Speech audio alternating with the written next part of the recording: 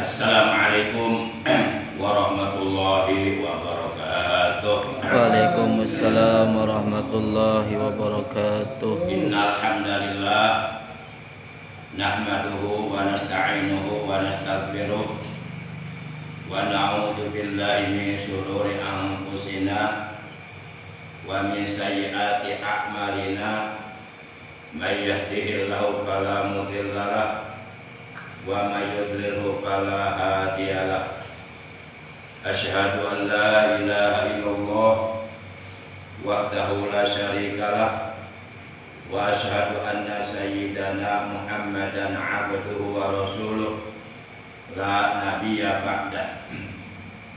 Allahumma shalli wa sallim wa barik ala rasulillah khairi khalqillah sayyidina wa habibina wa syafi'ina wa qurrati a'yunina wa maulana Muhammad Allahumma shalli wa ala alihi wa ashabihi ila yaumil qiyamah. Amma ba'd. Ma'asyiral muslimin, segenap jamaah majlisul ilmi, jamaah pengajian rutin hari Sabtu ba'da subuh Musholla Nurul Hidayah RT 05 RW 07 Komplek TNIAD Bumi Cibarusa Asli Bekang. Rahimakumullah wa hadakumullah wa hafizakumullah. Segala puji bagi Allah, salawat dan salam semoga tetap dilimpahkan selalu atas panutan kita yang mulia yang kelak di hari kiamat syafaat beliau sangat amat kita harapkan, yaitu baginda kita tercinta Nabi Agung Nabi besar Muhammad sallallahu alaihi wasallam beserta seluruh keluarga beliau, para sahabat beliau dan seluruh pengikut beliau yang tetap setia kepada beliau, yang tetap cinta kepada beliau, yang tetap istiqomah menjalankan segala perintah beliau, mengamalkan sunnah-sunnah beliau, juga melaksanakan ajaran Islam yang telah diajarkan oleh beliau. Semoga kelak di hari kiamat kita dan keluarga kita juga saudara-saudara kita semuanya mendapatkan syafaat turujima dari beliau. Amin ya Allah ya rabbal alamin. Ma'asyiral muslimin rahimakumullah wa hadakumullah. Sebagaimana biasa kita awali pengajian rutin kita pada pagi hari ini dengan pembaca Ummul Kitab Suratul Fatihah dan dengan pembacaan salawat atas kekasihnya Allah yang pahalanya dari kedua bacaan tersebut kita hadiahkan untuk seluruh ahli kubur keluarga kita yang sampai saat ini mereka masih sedang berada di alam kubur sampai datangnya hari kiamat. Juga sekaligus kita bermunajat kepada Allah Subhanahu wa taala. Semoga dengan barokah karomah mujizat kemuliaan dan keagungan dari surah Fatihah dan barokah dari bacaan salawat atas kekasihnya Allah, semoga apabila ada di antara anggota keluarga kita ataupun saudara kita ataupun tetangga kita yang saat ini sedang dalam keadaan sakit, yang seagama, seakidah, yang seiman dengan kita, semoga yang sedang sakit oleh Allah Subhanahu wa taala lekas disembuhkan dari sakitnya dan diberikan kesehatan yang barokah, yaitu kesehatan yang selalu digunakannya untuk beribadah kepada Allah. Dan kita doakan pula anak-anak kita, cucu-cucu kita, ponakan-ponakan kita yang sedang dalam keadaan menuntut ilmu agama di pondok pesantren ataupun di lembaga-lembaga pendidikan Islam yang lainnya. Semoga mereka oleh Allah dikaruniai umur yang panjang yang barokah, selalu disehatkan lahir batinnya, dicerdaskan akal pikirannya, dibaguskan akhlaknya, dimudahkan, dilancarkan dalam mencari ilmu agama, dan diberikan kepada mereka ilmu yang bermanfaat, ilmu yang barokah, yang hidayah. Jadikan anak-anak yang soleh-solehah yang berguna terutama bagi agama dan bangsa. Betil ganiyatil Fatihah. A'udzu billahi minasyaitonir rajim. Bismillahirrahmanirrahim. Alhamdulillahirabbil alamin. Arrahmanir rahim. Maliki yaumiddin. Iyyaka na'budu wa iyyaka nasta'in. Ihdinas shiratal mustaqim. Shiratal ladzina an'amta 'alaihim ghairil maghdubi 'alaihim waladdallin. Rabbighfir lana wa liwalidayna. Amin. Ya Nabi salam alaika, ya Rasul salam alaika, ya Habib salam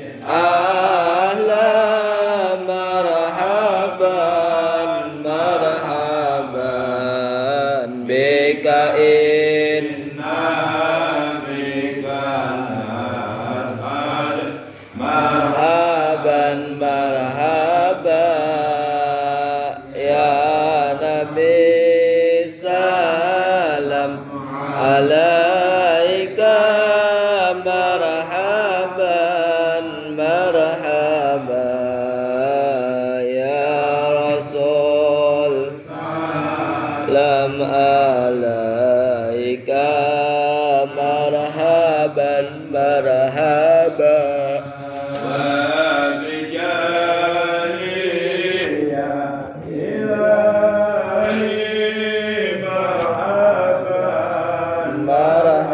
marhaban jawab li ulama qasad marhaban marhaba ya nabi salam alaika marhaban marhaban ya rasul salam alaika marhaban marhaba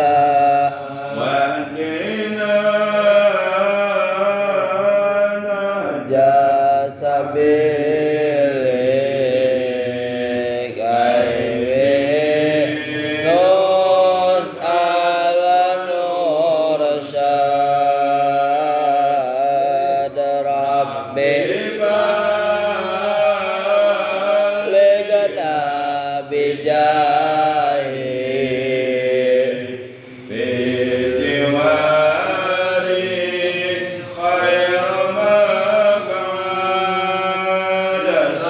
sallallahu ala Muhammad marhaban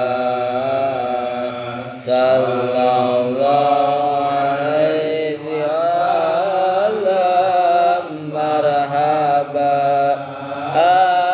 sallallahu ala Muhammad marhaban sallallahu alaihi wasallam marhaban wa salatullah ya asrafa rusli Muhammad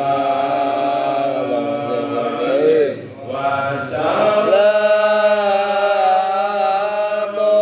mustamirun kullahinin ya tajaddad sallallahu Muhammad marhaban sallallahu alaihi wasallam marhaban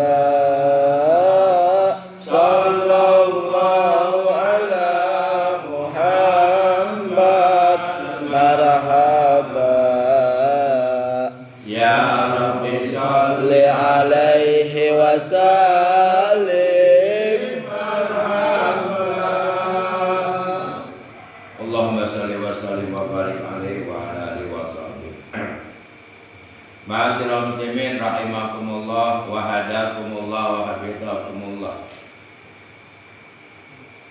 Salah satu di antara perkara yang sepertinya kelihatannya kurang begitu diperhatikan oleh orang-orang Islam di dalam mengerjakan sholat, baik sholat fardu yang 5 waktu yaitu subuh, zuhur, asar, maghrib, isya, dan ataupun sholat nawafil atau sholat sunnah, adalah mengenai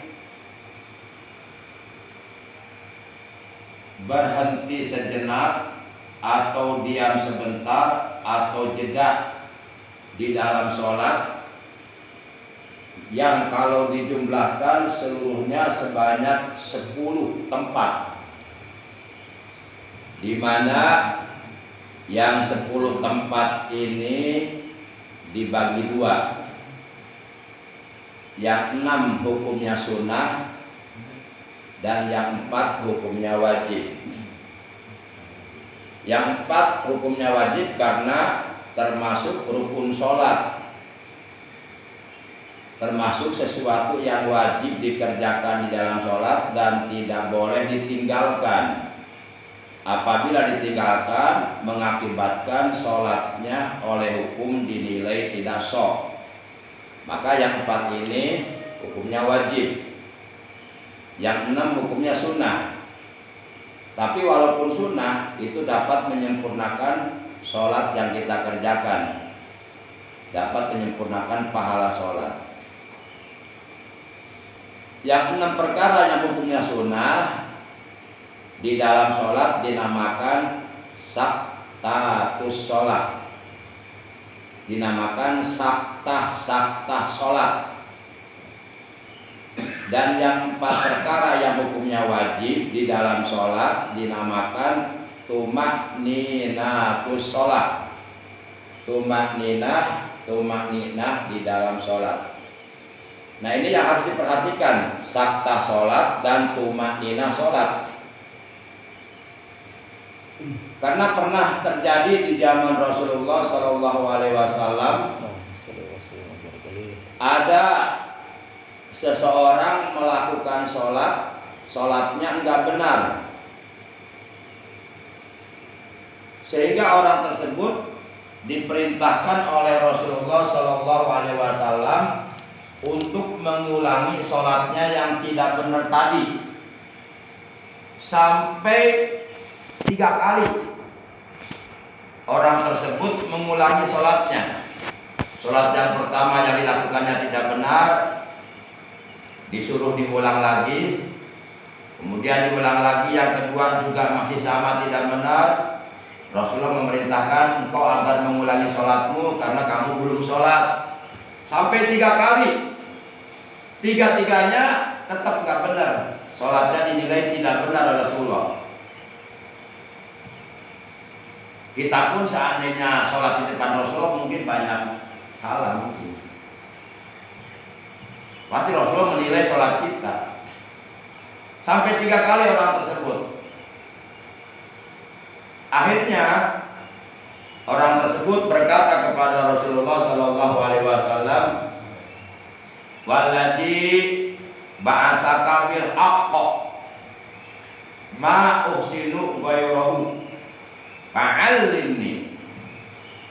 Kata si laki-laki itu, "Demi zat Allah yang telah mengutus engkau dengan hak, ya Rasulullah, aku tidak bisa mengerjakan sholat lebih dari itu, yang lebih baik dari itu. Itulah sholatku, aku enggak bisa melakukannya lebih baik dari itu.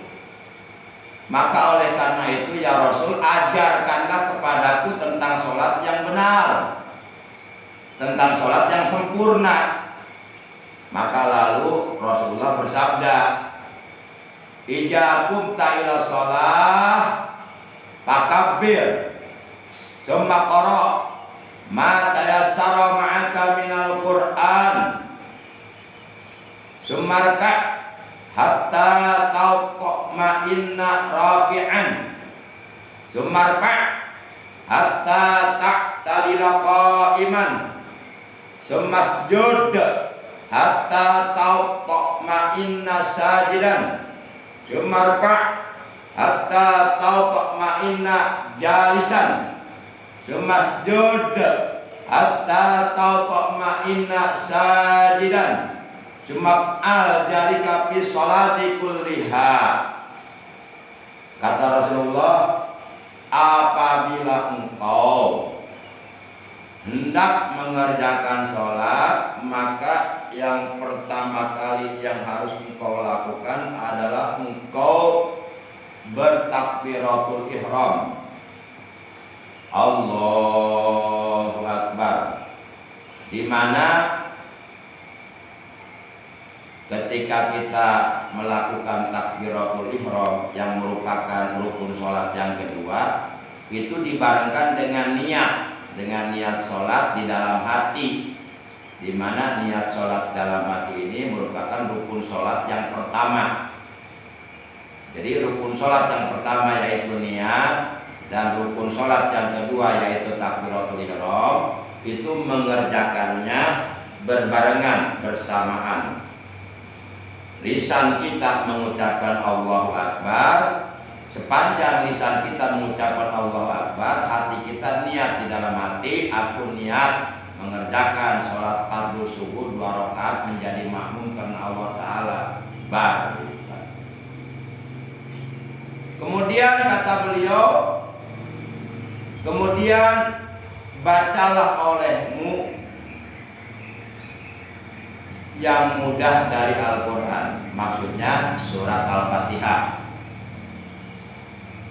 Surat Al-Fatihah ini bagi umat Islam wajib harus hafal, dan memang mayoritas umat Islam hafal surat Al-Fatihah. Apabila ada orang Islam enggak hafal Al-Fatihah, kebangetan banget itu. Kebangetan banget. Nah, kemudian rukulah engkau sehingga engkau benar-benar tumaninah di dalam rukumu. Kemudian bangkitlah engkau dari ruku, yakni i'tidal, sehingga engkau benar-benar tumaninah di dalam i'tidal. Kemudian sujudlah engkau sampai engkau benar-benar tumaninah di dalam sujud. Kemudian bangunlah engkau dari sujud atau bangkitlah engkau sampai engkau benar-benar tumaninah di dalam duduk di antara 2 sujud. Kemudian sujudlah engkau sehingga engkau benar-benar tumaninah di dalam sujud. Kemudian lakukanlah cara sholat seperti ini di seluruh sholatmu. Nah, itulah sholat yang diajarkan oleh Rasulullah SAW kepada laki-laki tersebut yang sholatnya enggak benar. Nah, kalau umpama kita mengerjakan sholat enggak benar, enggak sesuai dengan keterangan, ya minimal paling tidak ya kita pertama dalam mengerjakan sholat harus benar-benar ikhlas semata-mata karena Allah. Tidak ada tendensi apapun yang bersifat duniawi. Jauhkan sifat riya di dalam hati kita. Jangan sampai kita mengerjakan sholat ingin dipuji sama orang lain, jangan. Kemudian berusahalah mengerjakan sholat dengan sekhusyuk mungkin, benar-benar ingat kepada Allah dan tidak ingat kepada selain Allah. Jadi hati kita ketika kita melakukan sholat harus berpaling dari selain Allah. Yang ada di hati kita hanya Allah. Dan juga lakukan sholat dengan benar sesuai dengan ilmunya, sesuai dengan keterangan yang ada dalam kitab-kitab fikih. Karena Rasulullah memerintahkan kepada seluruh umatnya di dalam hadis sahih dari riwayat Imam Muslim, beliau bersabda, "Shollu kama ra'aitumuni usolli." Sholatlah kalian sebagaimana kalian melihat sholatku. Artinya, lakukanlah sholat seperti sholat yang aku lakukan. Jadi kita mengerjakan sholat harus mencontoh sholatnya Rasulullah SAW. Sementara kan kita belum pernah melihat Rasulullah sedang dalam keadaan sholat, karena kita tidak satu zaman dengan beliau. Tapi bukan berarti kita nggak bisa mencari tahu, cari tahu bagaimana Rasulullah mengerjakan sholatnya, bagaimana takbiratul ihramnya, bagaimana mengangkat kedua tangannya ketika takbiratul ihram, bagaimana rukunya, bagaimana i'tidalnya, bagaimana sujudnya dan seterusnya. Itu semuanya ada diterangkan di dalam kitab-kitab hadis. Itu semuanya ada diterangkan di dalam kitab-kitab fikih. Intinya kalau kita mau ngaji, insya Allah akan ketemu. Nah, ini udah nggak ngaji, banyak ngatur lagi, kan nggak benar ini.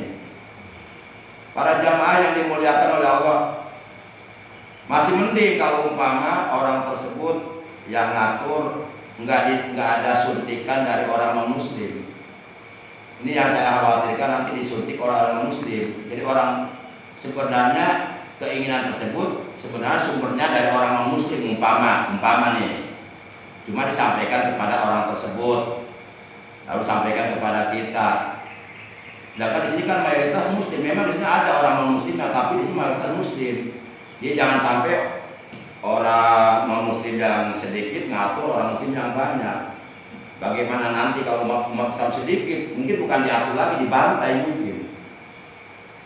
Jadi kita kayaknya gimana ya untuk mengembangkan agama Islam ini banyak tantangan gitu.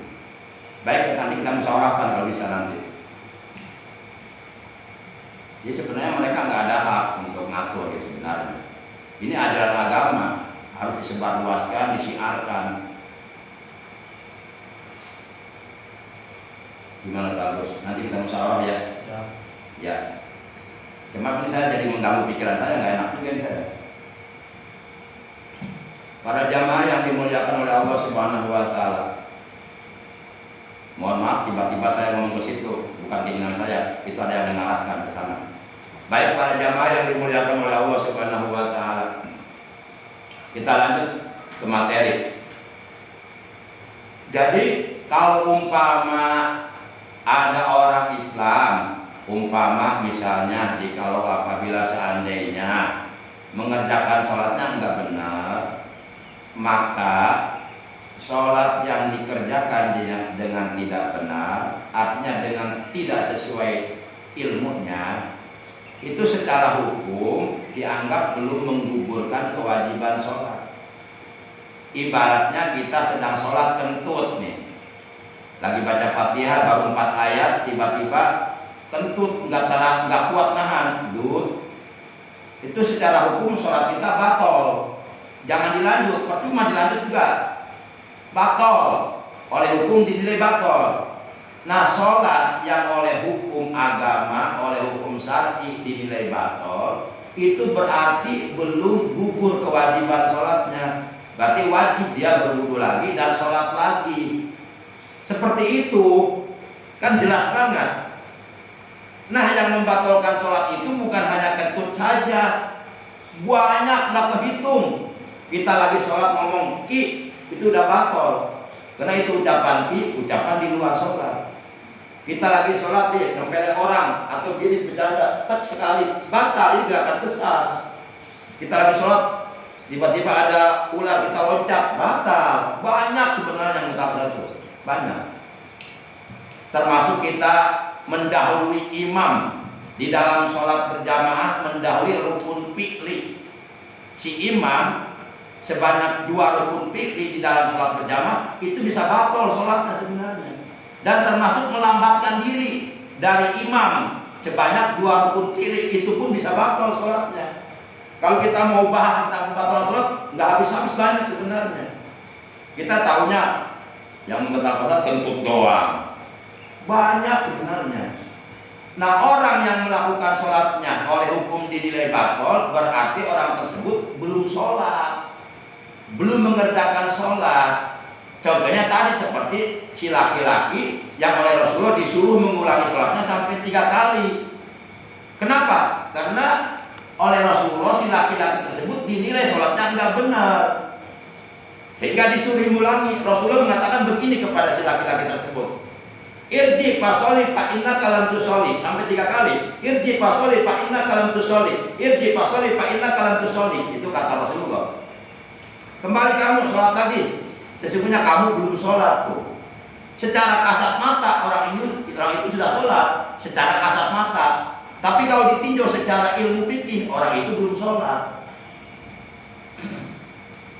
Sholat atau belum sholat itu tinjauannya bukan kasat mata, bukan mata kepala, tapi tinjauannya ilmu fikih. Ilmu fikih yang meninjau, bukan mata kita.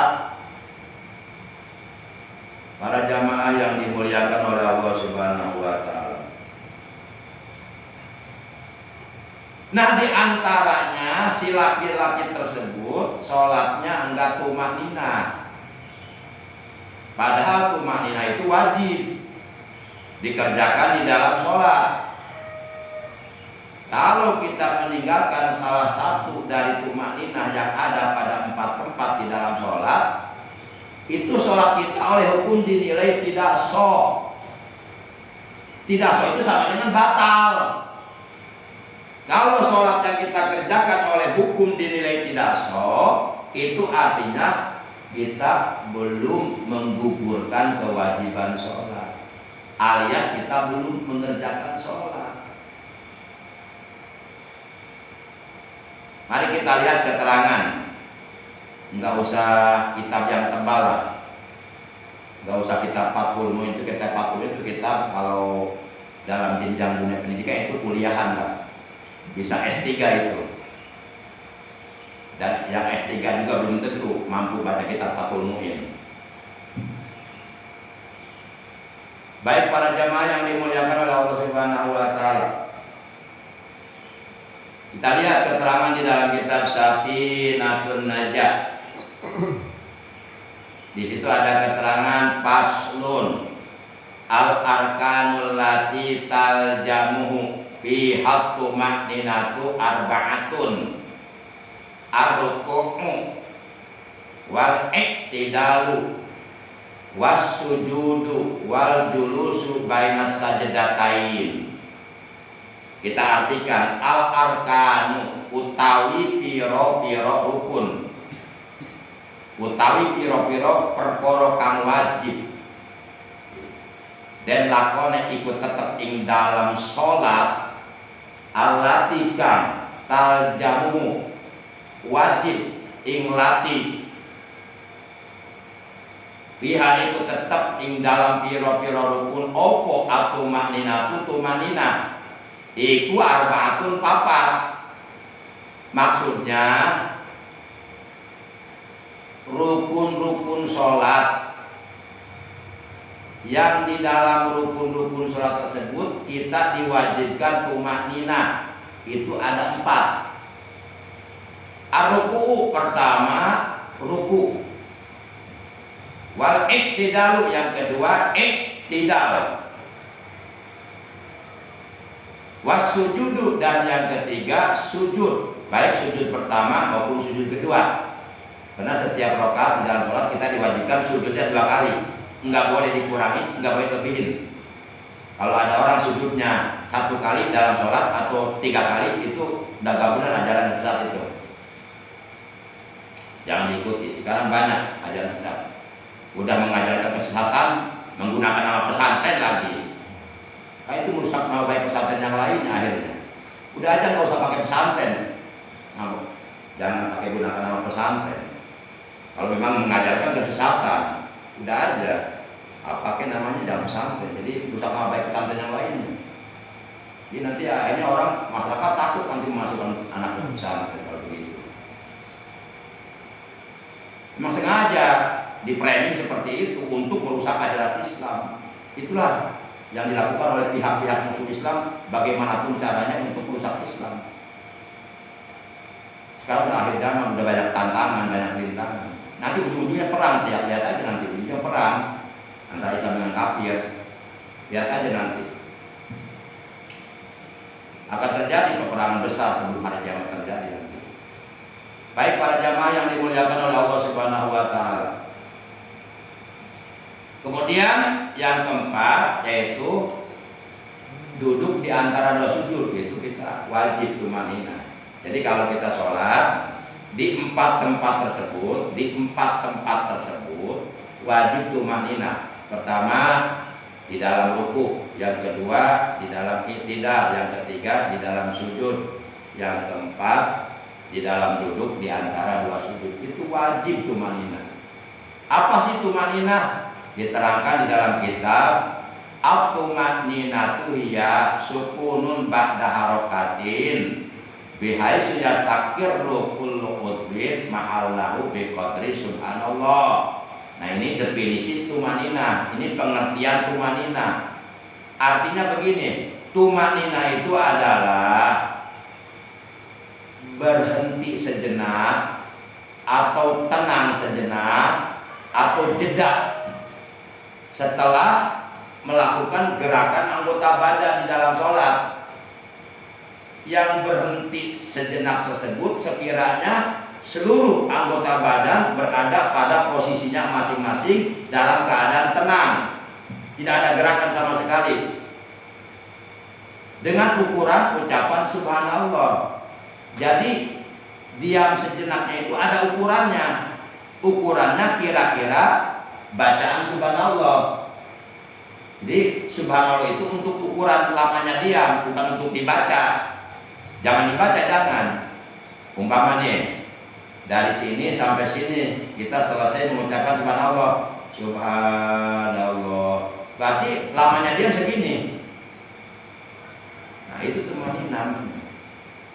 Contoh, Subhana rabbiyal azimi wa bihamdi, Subhana rabbiyal azimi wa bihamdi, Subhana rabbiyal azimi wa bihamdi. Sami Allahu liman hamidah. Ada jeda dulu, jangan langsung sami Allah.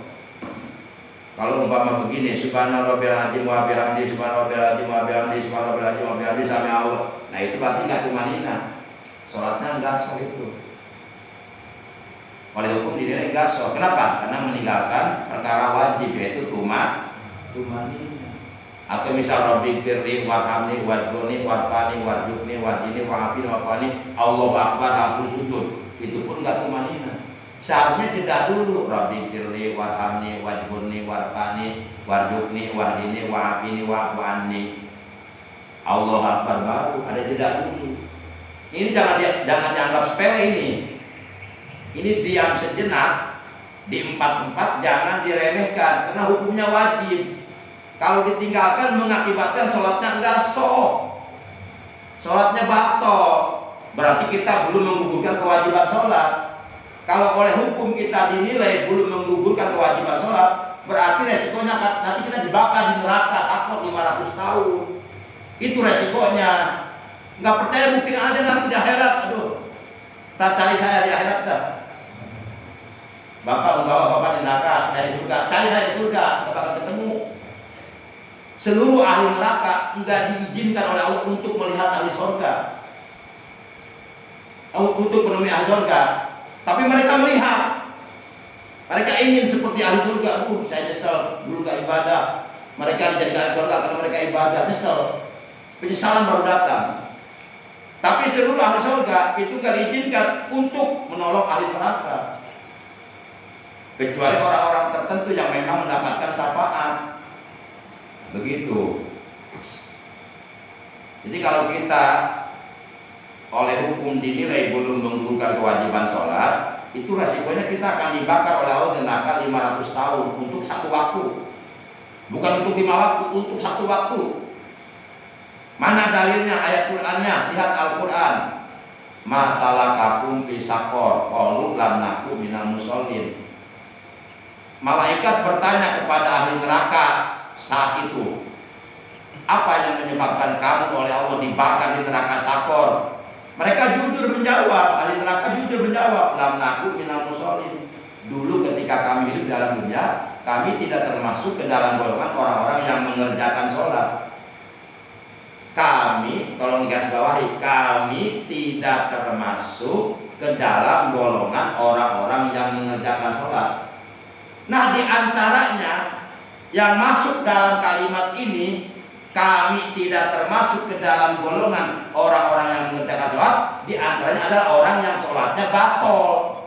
Itu termasuk dalam kategori tidak termasuk ke dalam golongan orang-orang yang mengerjakan sholat. Kalau sholat yang kita kerjakan enggak sah, berarti kita masuk ke dalam golongan orang-orang yang tidak mengerjakan sholat. Kita pikir kita sholat, ya secara mata kasat, secara kasat mata kita kelihatan sholat sama orang lain, tapi belum tentu secara hukum agama kita sholat. Kalau sholatnya enggak benar, makanya kita diwajibkan mencari ilmu agama. Diwajibkan, kan perintahnya begitu dalam Quran. Surat Al-Ankabut ayat 45. Utlu ma uhiya ilaika minal kitab fa'aqimi sholat. Kata Allah, cari dulu ilmunya baru sholat. Nah sekarang nggak usah nyari ilmu baru sholat. Udah sekarang bareng-bareng, ya sholatnya nyari ilmu, sholat sambil ngaji begitu. Maksudnya ya ada pengajiannya, jangan sholat doang tapi nggak ada pengajiannya. Kalau di musola nggak ada pengajiannya, itu khawatir zaman sekarang nanti akan masuk kelompok-kelompok tertentu yang sesat menyesatkan masyarakat. Paham Wahabi lah, banyak sekarang. Karena oleh Rasulullah sudah diterangkan umat Islam akan berpecah belah menjadi 73 golongan. Yang benar cuma satu yang akan masuk surga, Ahlussunnah wal Jamaah.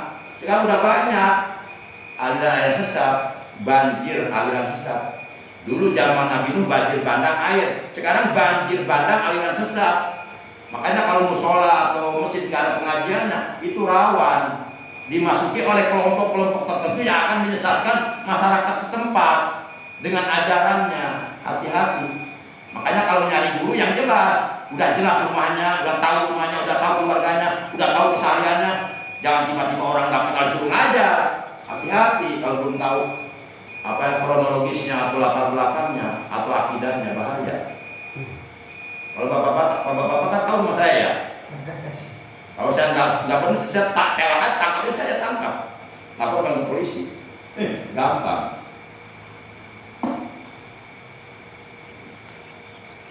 Baik para jamaah, jadi kesimpulannya wajib di dalam sholat kita mengerjakan tumaninah pada 4 tempat. 1, ketika ruku.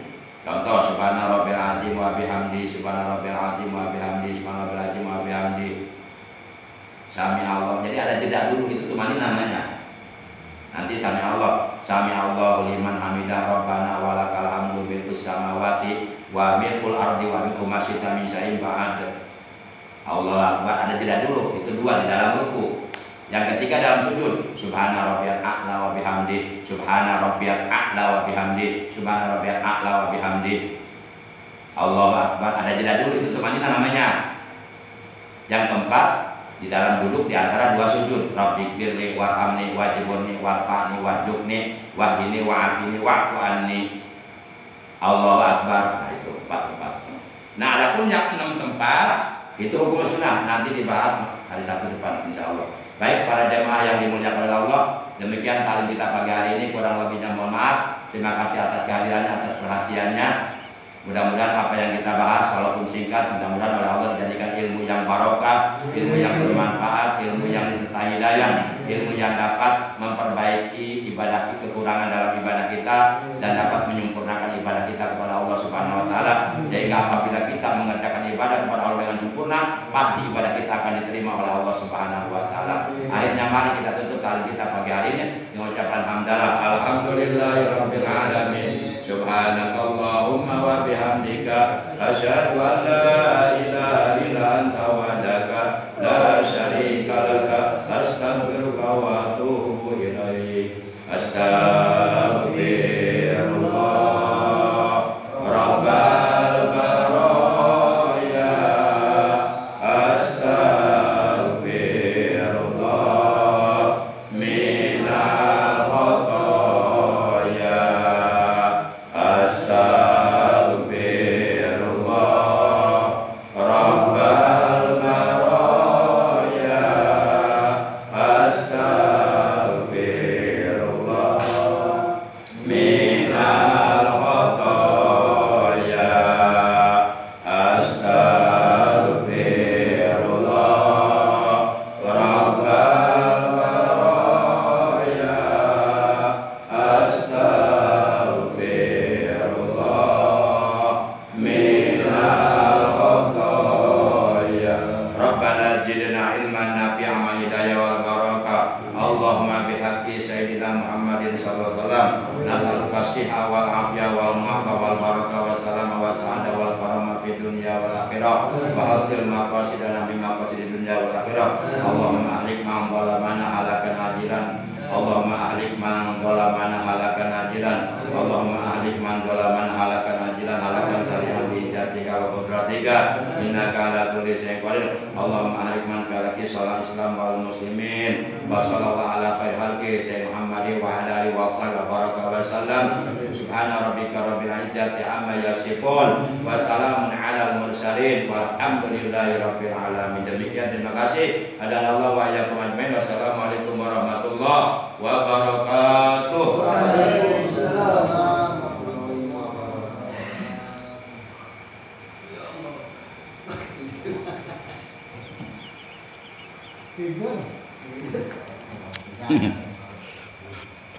Tidur. Tadi malam bergadang.